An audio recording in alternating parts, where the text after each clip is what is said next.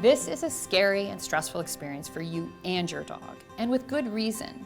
Snake venom disrupts normal blood clotting. But a snake bite doesn't necessarily mean that your dog is in dire trouble. For example, a bite to the tongue is worse than a bite to the torso. A tongue is a better absorption surface, so the uptake of venom is faster. Also, a venomous bite to a small breed will have more of an effect than a bite to a large breed. Snake venom is meant to kill snake prey, after all. In cottage country, that means mice, not labradoodles.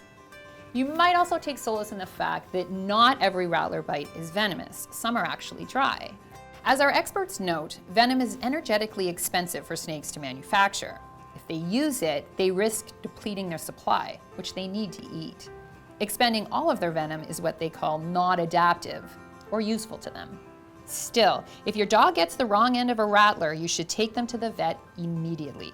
A vet will be able to assess the situation to determine if your dog needs antivenom or supportive care. Of course, an ounce of prevention is worth a pound of cure. If you're out and about in an area that is known to have rattlers, best to keep your dog on a leash just to keep him safe.